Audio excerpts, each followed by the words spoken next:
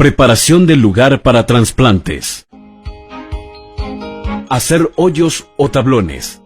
Zapallo, sandía y melón, 2 metros por 1 metro.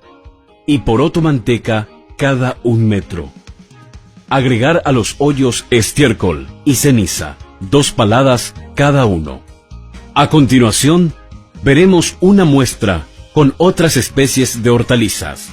Hoy estamos realizando preparación de tablón o almácigo para plantación de hortalizas en general. La preparación consiste en remover bien el suelo, si es posible una profundidad de 20 a 25 centímetros. Hay que sacar los terrones, todos otros objetos que nos va a servir en el desarrollo de las plantas.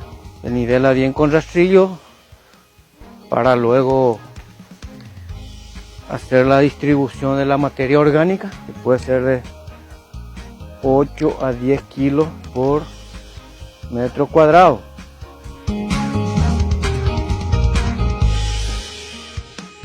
Para realizar el trasplante, regar las macetas y el hoyo si está seco.